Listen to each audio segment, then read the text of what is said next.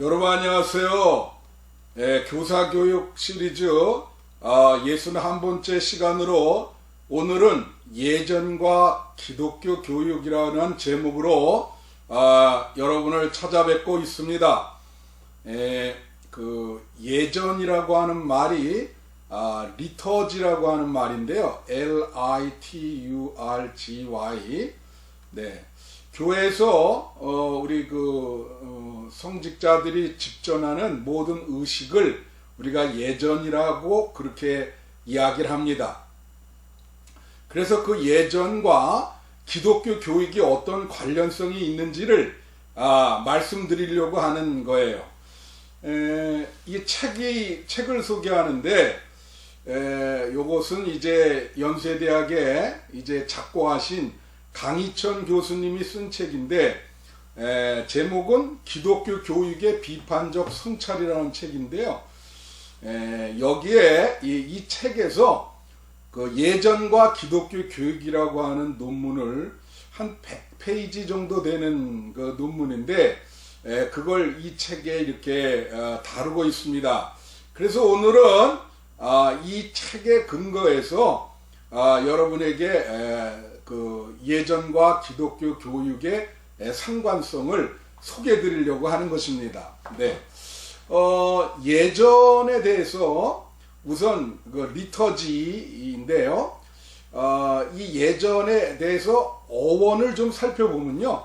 예전이라고 하는 것은 사람과 일이라고 하는 두 가지 단어의 합성어입니다. 사람, people, 그 다음에 일, work, 이 두 가지 단어가 합성된 게 예전, 리터지다.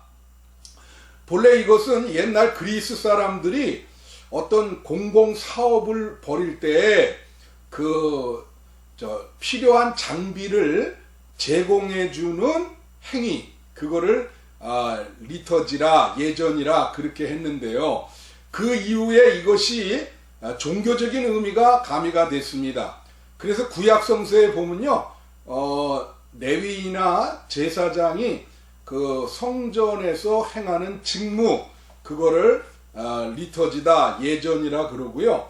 신약 성서에서는요, 하나님의 사역을 통틀어서 예전이다, 그렇게 얘기하는데, 오늘날은 이 예전이 교회에서 성직자가 행하는 어떤 공식적인 의식을 이야기하고 있습니다. 그래서 예전에는 여러 가지 그 종류가 있지만, 그래도 제일 많은 것이 그 말씀과 성례전이 되겠습니다. 그래서 동방정교에서는요, 이 예전이라고 하는 것을 성례전에 국한돼서 사용되는 것을 볼 수가 있어요. 그러면 이 예전의 구성 요소가 뭐냐? 이 리터지의 구성 요소는 세 가지입니다. 하나는 그 예전의 순서, 오도라 그러죠. 오도. 우리가 이걸 페이스 앤 오도, 신앙과 직제라 그렇게 얘기하는데, 오도. 이 예전의 순서라고 하는 것은 예전의 형태를 이렇게 규정하고 있어요. 제가 신학교 4학년 때 예배학을 배웠는데요. 그때 그 예배학 선생님이 숙제가 서울 시내에 있는 30개 교회를 가서 그 주보를 모아가지고 그 예배 순서를 이렇게 분석하는 작업이었습니다. 그때 느낀 것은 그 30개 교회의 예배 순서가 다 다르다는 거예요. 그걸 제가 그때 수집하면서 깨달은 게 있습니다. 그래서 이 예전에 이 구성 요소 중에 첫 번째가 순서가 중요하다. 그 순서는 예전의 형태를 형성한다고 하는 거예요. 두 번째는 예전을 구성하는 두 번째는 의식입니다. 이걸 리튜얼이라 그러죠. 리튜얼. 근데 사람들이 이 의식과 예전을 구분을 못해요. 리터지와 리튜얼을 구분을 못하는데 사실은 이 리터지가 더 넓은 개념이고요. 리터지 안에 리튜얼이라고 하는 의식이 있는 것입니다. 그래 이 예전의 두 번째 요소인 리튜얼, 의식이란 건 뭐냐? 이거는 우리가 예전을 행할 때 음성과 노래로서 행하지는 모든 예전을 우리는 의식이라 그래요. 그럼 음성으로 하는 게 뭐 있습니까? 설교, 설교라든가 또 노래로 하는 게 뭐 성가대 찬양, 그렇게 뭐 기도, 대표 기도 뭐 이런 것들 음성으로 하잖아요. 이 모든 것을 우리가 리튜얼이라 그렇게 얘기해요. 의식이다. 예전을 구성하는 두 번째 요소입니다. 그리고 세 번째 요소가 세리머니라 그래요. 이거는 예식이라고 우리나라에서 번역합니다. 예식, 세리머니를 행한다 그러죠. 그럼 세리머니, 이 의식과 예식, 리튜얼과 세리머니의 차이점은 뭘까요? 이 세리머니는 비언어적인 것입니다. 그래서 예를 들면 교회에서 제가 헌금을 그 재단에 올려드릴 때 예배 시간에 이 헌금 이 바구니를 이렇게 올리거든요. 올려서 이렇게 드리거든요. 네, 이게 세리머니예요. 우리 성만찬 할 때 이제 목사님이 잔을 이렇게 들면서 한번 이렇게 돌리고 예수님께서 이 잔을 이제 나눠줬다. 이제 그렇게 얘기해요. 하여튼 비언어적인 동작, 행위, 몸짓, 또 상징들 있잖아요. 상징들도 포함해요. 십자가라든가 뭐 이런 것들 모두를 우리는 세리머니라 그렇게 얘기합니다.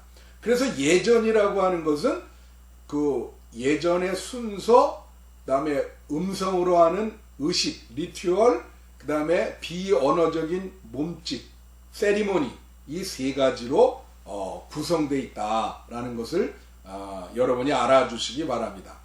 그러면 이 예전에 역사가 있습니다. 역사는 어떻게 될까요? 구약성서에 보면 이스라엘 사람들은 이제 예전을 어떻게 했냐? 세 가지가 있습니다. 성전, 회당, 가정. 성전에서는 공식적인 희생제사를 드렸고 또 공적인 기도를 했어요.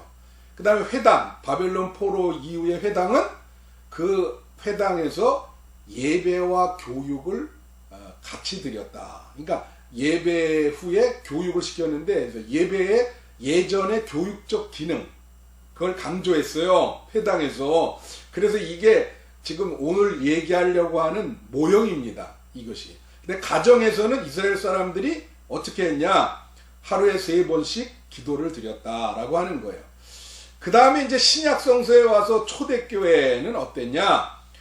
초대교회에서는 이제 세례 성만찬 후에 입교식, 세례 후에 입교식을 하고요. 그 다음에 성만찬을 했고요.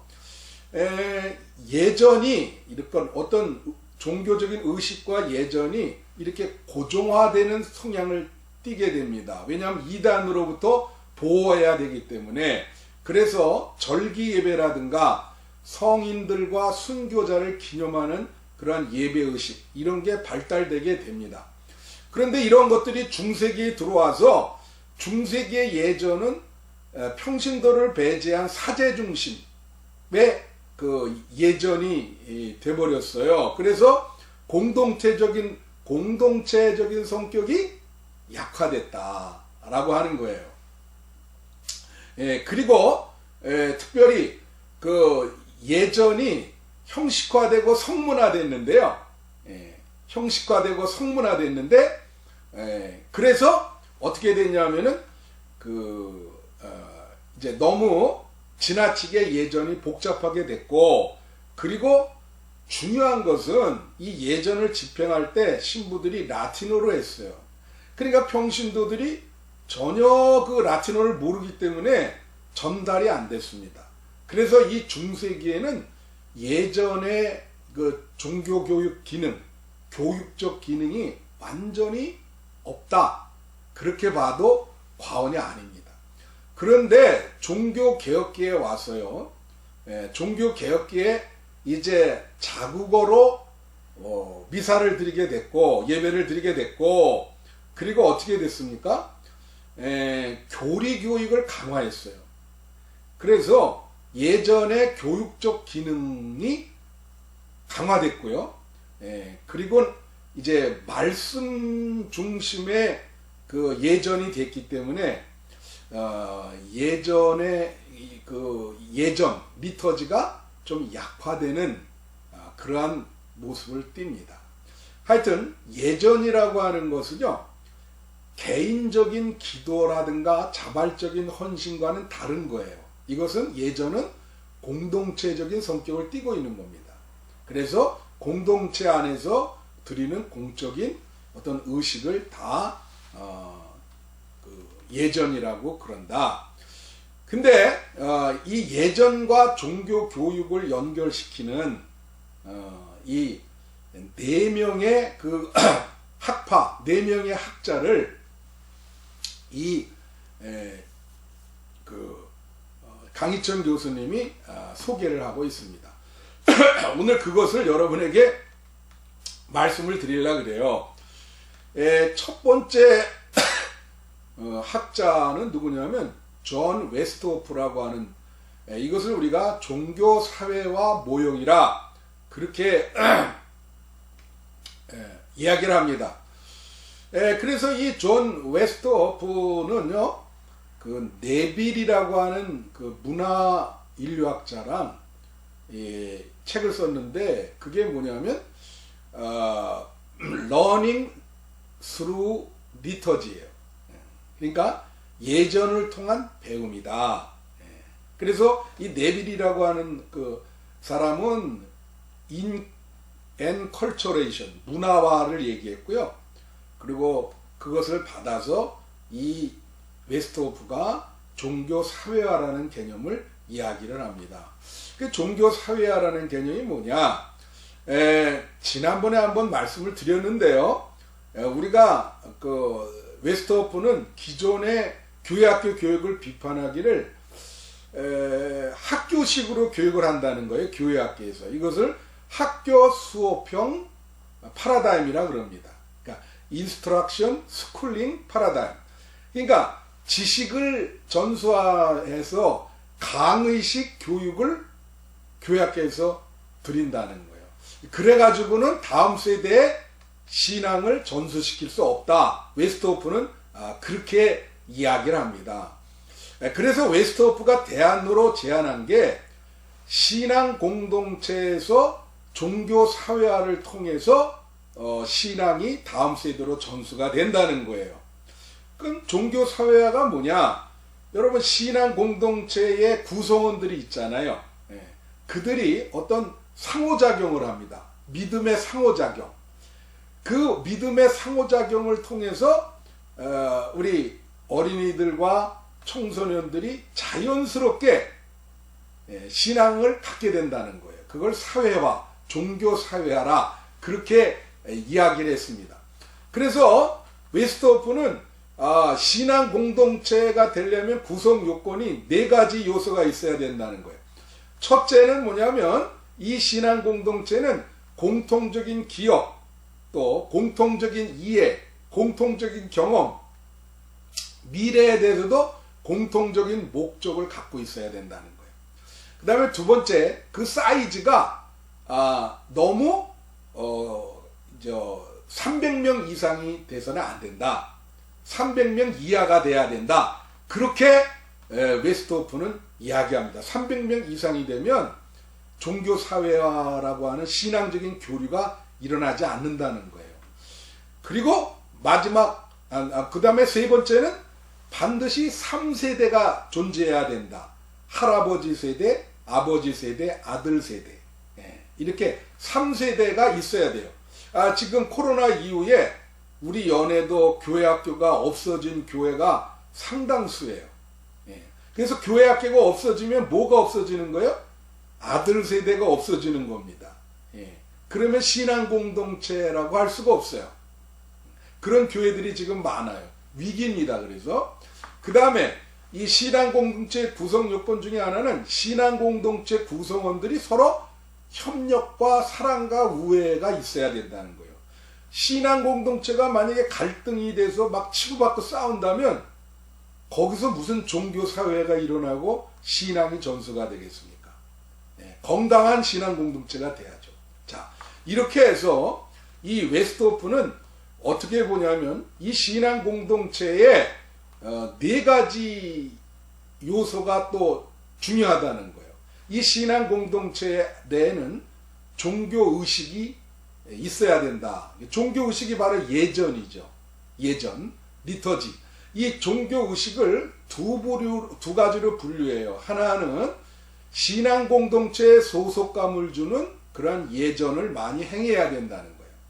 예. 그리고 두 번째는 또 아이들이 그 생애 변화를 맞이하잖아요. 이걸 통과의례라 그러는데, 예를 들면 그 초등학교에서 중학교, 중학교에서 고등학교, 고등학교에서 청년, 청년에서 청장년, 이렇게 생의 변화가 일어날 때마다 그거를 확인시켜주는 종교의식, 예전을 행해야 된다는 거예요.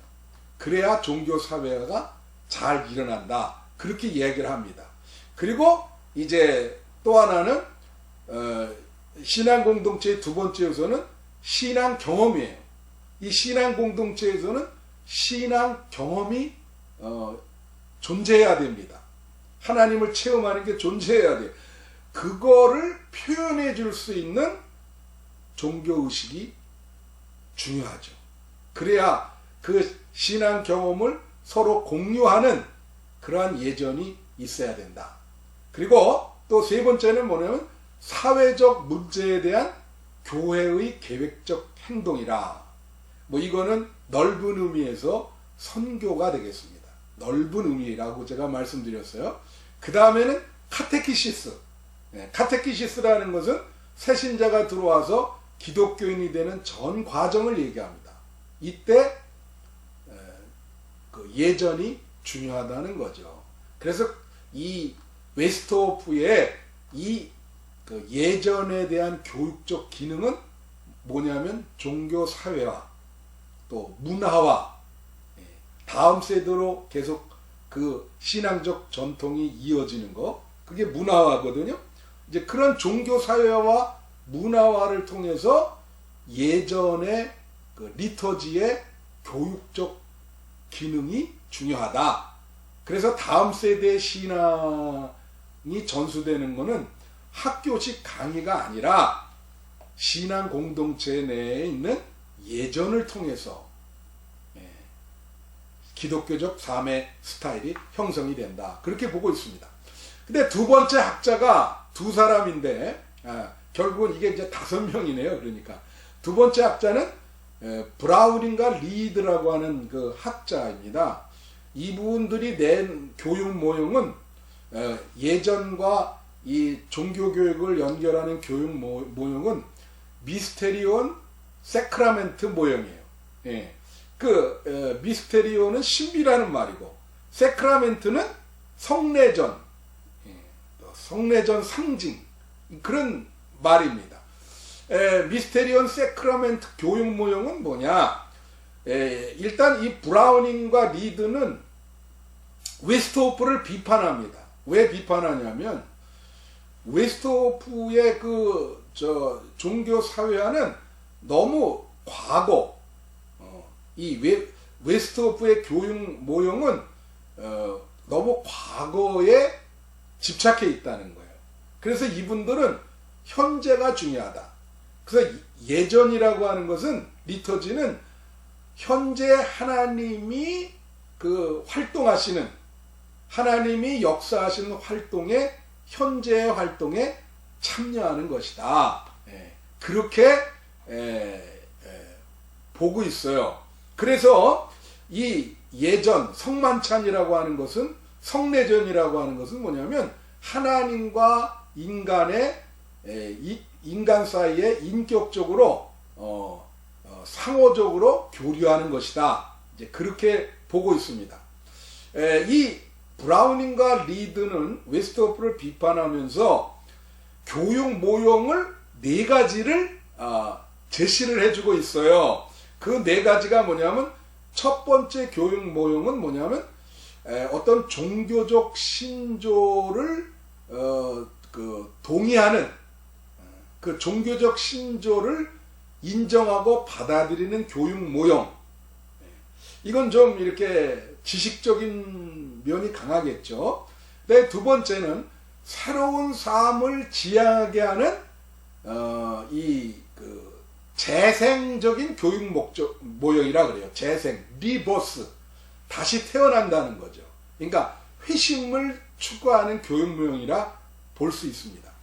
그 다음에 세 번째가 예수님을 닮아가도록 도와주는 양육, 너처링, 양육의 교육 모형. 그게 세 번째고, 네 번째 교육 모형은 뭐냐면 종교적인 예전 리터지에 적극 참여할 수 있도록 도와주고 격려하고 촉진해주는 교육 모형, 참여에게 도와주는 교육 모형. 그게 바로 이제 네 번째 모형인데, 이 미스테리온 세크라멘트, 이 성례전적인 교육 모형은 이 네 번째 형에 해당한다는 거예요. 그럼 브라우닝과 리드가 미스테리온 세크라멘트라 그럴 때, 이 미스테리가 뭐죠? 이건 신비, 비밀. 우리 고린도서 4장에 보면 우리를 가리켜서 바울이 하나님의 비밀을 맡은 자라 그렇게 얘기해요. 골로새서나 에베소서에 하나님의 비밀이라는 말이 많이 나옵니다. 예. 비밀이라는 게 뭐예요? 신비라고 하는 거죠. 그것은 바로 복음. 복음이 비밀이죠. 그죠? 복음이 비밀. 예. 우리 달라스 윌라드는 하나님의 음모라, 콘스피러시라, 이런 표현을 하는데, 이게 비밀이죠. 그래서, 그 다음에 이 비밀, 그 다음에 세크라멘트는 어떤 상징, 기호, 이것이 연결되는 교육 모형인데, 이게 이제 미래로 연결이 되는데, 그 세크라멘트는 뭐냐? 여러분, 세크라멘트는요, 옛날에 로마 시대에 황제에게 충성을 서약하는 의식, 그게 세크라멘트예요. 근데 이거를 우리가 받아서 예수 그리스도가 만왕의 왕이기 때문에 예수 그리스도에게 충성을 서약하는 의식을 세크라멘트라. 그게 성만찬이잖아요. 예. 그러니까 결국은 미스테리온 세크라멘트라고 하는 것은 이 비밀, 신비인 예수 그리스도에게 충성, 헌신과 충성을 서약하는 그러한 예식이고, 그러한 교육 모형이 미스테리온 세크라멘트 모형이라고 하는 거예요. 그래서 이 브라우닝과 리드는 예전의 기능과 예전의 교육적 기능, 예전의 본래적인 기능과 예전의 교육적 기능을 통합시키려 그러는 겁니다. 그래서 이 둘 사이에 창조적인 긴장이 있다, 그렇게 얘기를 해요. 그래서 우리가 이런 거 있어요. 성만찬을 할 때, 또 혹은 세례를 베풀 때 사전에 교육을 시키잖아요. 그리고 옛날에는 세례를 받고 나서도 그 후에 또 교육을 몇 주 동안 시켰거든요. 성만찬도 마찬가지예요. 그러니까 이건 뭐냐면 예전적인 경험과 교육적인 경험이 결합이 되어 있다고 하는 거죠. 그래서 이것을 어떤 통전성이라 이제 그렇게 브라우닝과 리드는 보고 있는 것입니다. 그래서 이 성례전이라고 하는 건 하나님의 신비인데, 그거를 체험함으로써 이제 하나님과 소통하는, 그것이 성례전이다, 그런 얘기를 하는 것이죠. 자, 그래서 이거를 브라우닝과 리드는요, 이 데이비드 이 벌로의 커뮤니케이션 이론으로 적용을 해요. 예. 어떻게 적용하냐면 그 커뮤니케이션 하려면 송신자가 있고 수신자가 있고 그리고 매개가 있어야 되거든요. 그 송신자는 하나님으로 보고 수신자는 성도, 인간이고 매개가 바로 성만찬이라고 하는 거죠.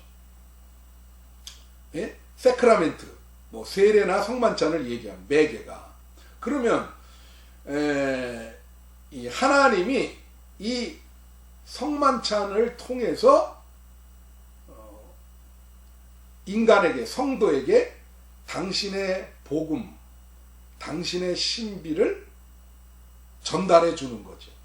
그러면 이 성도, 인간이 이 성만찬을 하나님이 전해주는 그 성만찬을 받음으로 자기가 그거를 해석하고 이해해야 되잖아요.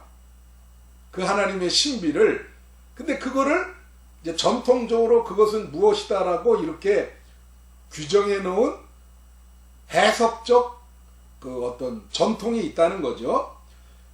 근데 이제 여기서 브라운인과 리드가 웨스트호프를 비판하면서 벗어나려고 하는 게 그 전통적인 거를 그대로 받아서는 안 되고 그것이 시대에 따라서 변형되고 새롭게 돼야 되고 새로운 이해가 되고 그 성만찬을 받으면서 새로운 해석을 내려야 된다.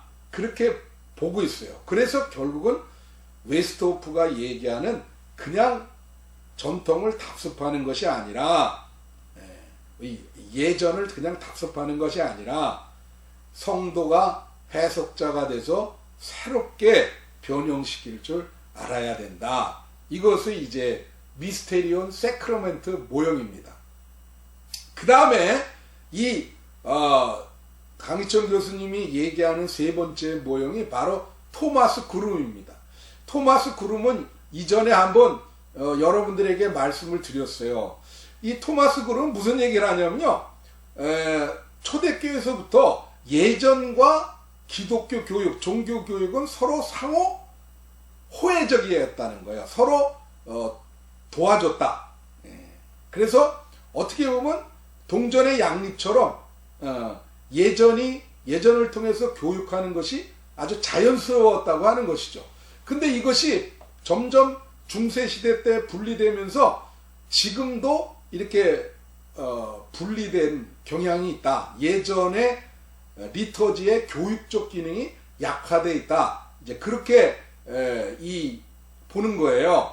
이 토마스 그룸은 그 예전을 리터지에 참여함으로써 어떤 개인의 그 실존적인 경험 그것이 이루어져야 된다라고 보고요. 그래서 이 예전 리터지는 무의식으로 이렇게 무의식의 영향을 줘서 어떤 우리에게 잠재적인 효과를 준다. 그런 표현을 합니다. 근데 여러분 잘 아시는 토마스 그룸의 어떤 분은 이걸 나눔의 실천, shared practice라고 그러고 어떤 분은 공유적인 실천이라 똑같은 걸 그렇게 번역을 하는데 그 6단계가 있지 않습니까? 네. 그래서 그걸 간단하게 설명한 그거예요. 토마스 그룸은 역시 그 웨스트호프를 비판하는데 신앙 공동체의 현재적인 모습에 대한 어떤 인식 그리고 그 다음은 그거에 대한 비판적인 성찰 그리고 나서 어떻게 해요? 그거를 과거의 기독교 전통과 맞닥뜨려서 어떤 긴장관계의 해석, 변증법적 해석을 하고 그리고 또 미래의 전망과 또 현재의 모습과 만나게 해서 또 새로운 비전을 갖게 하는 그게 이제 토마스 그룸의 방식입니다. 그런데 이 토마스 그룸은 예전을 리터지를 이러한 공유적 실천, 이러한 과정, 이 6단계의 과정의 예전이 아주 중요하다라고 하는 거예요. 예를 들면 현재의 모습에 대한 비판적인 성찰, 자아의 성찰이라고 하는 거예요. 그걸 예를 들면 말씀, 어떤 공동체가 모였을 때 말씀을 하잖아요. 그때 뭐 개회를 하고 기도를 드리고 사도신경을 고백하고 성경 봉독을 하고 말씀을 하고 그럴 때 그 말씀을 통해서 자아 성찰이 일어날 수 있다고 하는 거예요. 현재의 모습을 깨달을 수 있다고 하는 거죠. 그리고 성만찬도 마찬가지예요. 성만찬도 어떻게 됩니까? 성만찬에 이제 준비를 할 때 성만찬에 떡과 포도주를 준비하고 성만찬을 거룩하게 성별하는 기도를 하고 또 분급을 하고 마무리 기도를 하고 뭐 이런 성만찬을 통해서도 자아 성찰이 일어날 수 있다는 거예요. 이 토마스 그룸은 성만찬을 두 가지로 이해합니다. 하나는 우리가 예수 그리스도를 기억하고 축하하고 감사하는 거고요. 또 하나는 자기 자신을 성찰해서 성만찬을 받음으로 반성하고 회개하고 이웃과 화해하고 용서하는 그러한 자아 성찰이 일어나는 것이 성만찬이다. 그래서 토마스 그룸은요, 이 예전을 어떻게 생각하냐면 이렇게 생각해요. 아주 예전이라고 하는 것은 우리에게 특별한 경험을 주고요. 예전을 통해서 그 뒤에 있는 하나님 실체를 만나게 해준다. 그렇게 보고, 그래서 예전의 리터지의 세 가지 기능을 토마스 그룸은 이야기를 합니다. 그 세 가지 기능이 뭐냐면, 첫째는 예전이라고 하는 리터지는 하나님에 대한 우리의 신앙을 표현하는 것이다. 예전을 통해서. 그 다음에 두 번째는 뭐냐면 리터지 예전은 하나님께서 반대로 그 예전을 통해서 우리에게 은총을 내려주는 것이다. 웨슬리는 이거를 은혜의 수단이라 그랬어요. 예전을. 똑같은 거죠. 그러니까 그 예전을 통해서 하나님이 은총을 우리에게 내려주면 우리는 그것에 대해 감사하고 반응을 보여야 되겠죠. 그 다음에 세 번째 예전의 기능을 어떻게 보냐면 이것은 뭐냐면 예전에 참여함으로써 우리가 세상을 어떻게 살아가야 될지 그거를 가르쳐준다, 표현해준다라고 하는 거예요. 이 세상을 어떻게 살아야 되고 세상과 관계를 어떻게 해야 되고 선교를 어떻게 해야 되고 그렇게 이 예전의 리터지의 이 세 가지 기능을 토마스 그룸이 얘기하는데요. 이것이 결국은 그 토마스 그룸의 6단계 쉐어드 프락시스의 그 공유적 실천의 이 과정, 자기를 성찰하고 신앙 공동체의 현재를 성찰하고 비판적으로 바라보고 그리고 기독교 전통과 미래의 전망까지 이어지는 그런 것으로 예전을 사용을 하고요. 그러한 교육적 기능, 그렇게 공유적 실천을 할 수 있는 교육적 기능으로 예전을 사용해야 된다. 그렇게 토마스 그룸은 보고요. 그래서 웨스트호프를 비판해. 왜 그러냐면 웨스트호프는 예전을 통해서 기독교 전통을 그냥 답습하는 것인데 토마스 그룸은 예전을 통해서 기독교 전통을 답습할 뿐이 아니라 문제점이 뭔지 파악을 하고 비판하면서 새롭게 미래로 새로운 비전을 갖고 나아가는데 예전의 교육적 기능이 필요하다고 하는 것이죠. 자, 마지막 네 번째 모형을 우리가 이게 루이스 웨일이라고 하는 사람인데요. 노틀담 대학교 교수인데 이걸 우리가 통전적 모형이라 그렇게 얘기합니다. 통전적 모형. 이 루이스 웨일이라는 사람이 책을 썼는데 그 책이 Facilitating Growth in Faith Through Liturgical Worship이에요. 그러니까 예전을 통한 신앙 성숙이라 이제 그렇게 되겠습니다. 이 웨일은 이 책에서 기존의 예전 리터지, 종교 의식들이 성도들이 신앙이 성숙하게 하는데 도움을 주지 못했다는 거예요. 웨일은 그렇게 비판합니다. 그 이유를 두 가지로 얘기를 합니다. 첫째 이유는 뭐냐면 성만찬이라든가 이제 뭐 세례라든가 예전에 참석하는 그 참여자의 어떤 느낌과 이해, 그것을 좀 중요시 여기고 그들을 분석해야 되는데, 예전을 집행하는 사람들은 그런 거에 의식을 안 하고 생각을 안 하고 예전 자체에만 집착을 한다는 거예요. 그래서 그 예전이라고 하는 것이 리터지가 이 평신도, 참여하는 평신도에게 어떤 효과를 주는가 그 분석이 필요하다. 그렇게 얘기했고요. 또 두 번째는 예전이라고 하는 게 이제 순서가 이렇게 본문이 이렇게 다 나와 있어요. 기도도 이렇게 언어로 다 표현되어 있고, 그렇죠? 그런데 이제 이걸 언어로 다 이렇게 예전을 집행을 합니다. 세리머니도 하고. 그런데 그 웨일의 표현은 뭐냐면 이것이 그거 참여하는 평신도와 어떤 역동적인 상호작용이 돼야 되는데 그렇게 안 된다는 거예요. 그게 문제다. 그래서 웨일이 비판하는 거는 예전에 참여하는 회중들에게 그들이 경험하는 어떤 구체적이고 아주 추상적이 아니고요. 어떤 느끼고 이해하는 구체적인 경험, 그걸 중요시 여겨야 된다고 하는 것이죠. 그래서 웨일은 예전의 형태와 그러니까 리터지의 형태, 폼과 신앙의 성숙, 성도의 신앙의 성숙을 연결시키려고 그렇게 노력을 했어요. 그래서 예전의 통전적 모형을 제시했는데 그게 뭐냐면 예전에는 이 리터지에는 두 요소가 있다는 거예요. 하나는 본문적 요소, textual element.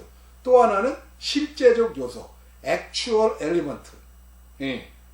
그러니까 이 본문의 요소는 이거는 어떤 그 은유고 상징이기 때문에 좀 애매모호하고 이걸 실행하는데 좀 생명력이 없을 수가 있어요. 좀 그 오해의 소지도 있고. 근데 예전의 실제적 요소, actual element는 실제적으로 그걸 시행하면서 구체적으로 그들에게 효과를 주는 겁니다. 몸짓이라든가 뭐 행동이라든가 언어라든가 그게 예전의 실제적인 요소. 그래서 이 통합적 모형이라는 게 예전의 실제적인 요소를 중요시 여겨야 된다. 그러니까 예전이라고 하는 것은 리터지는 가르치는 것이 아니라요. 공동체의 성도를 참여를 시킴으로써 신앙의 성숙을 도모하는 것이다. 그렇게 얘기해요. 그래서 예전을 통해서 성도들은 예전에 리터지에 참여함으로써 신앙이 성숙하게 되도록, 그것이 지속되도록, 그 신앙의 성숙이 지속되도록 예전을 반복해서 사용해야 된다. 그런 얘기를 웨일은 하고 있는 것이죠. 그래서 이 예전이라고 하는 것이 공동체를 결속시키는 집단적인 행동 양식이면서 또 공동체에 참여하는 성도들에게 신앙의 성숙을 주는 양육적인 기능, 교육적인 기능을 한다는 거예요. 그래서 예전과 교육이 통합되는 그런 모형이 필요하다. 그게 웨일의 주장입니다. 제가 이제 예전과 기독교 교육을 마치면서요, 한 달포 전에 읽은 책이 있어요. 그게 미국의 캐트넬리 오코넬이라고 하는 사람이 쓴 책인데 책 제목이 재밌습니다. 코끼리가 장례식에 가다. 그거예요. 그분은 동물 연구가였는데 코끼리에게 의식, 예전이 있다는 거예요. 친구가 죽으면요, 코끼리가, 동료가 죽으면 이 코로 흙을 이렇게 덮어주고요, 그리고 밤낮으로 교대를 하면서 그 자리를 지킨대요. 대단하지 않습니까? 또 늑대를 연구했는데, 늑대도 동료가 죽으면 한 달 동안 이렇게 뛰지를 않는답니다. 그러니까 놀이를 안 하는 거예요. 인간적인 용어로 하면. 그러니까 동물도 이런 리터지와 이 의식, 이 중요하다는 거예요. 의례가. 그래서 이 의례라는 게 역시 동물들을 어떻게 공동체를 결속시키고 뭐 그런 행동을 그런 역할을 한다는 거죠. 인간도 마찬가지예요. 예. 리터지, 종교 의식은 공동체를 결속시키고, 그리고 그 신앙을 교육시키는, 양육하는 그런 기능을 한다는 거죠. 그러면서 그분이 뭐라 하냐면, 이 아주 예전 이 공동체의 의례에 잘 참여를 하면 런너스 하이라 그러는데, 이 달리기를 다 마라톤을 끝나면요, 굉장한 그 환희가 온답니다.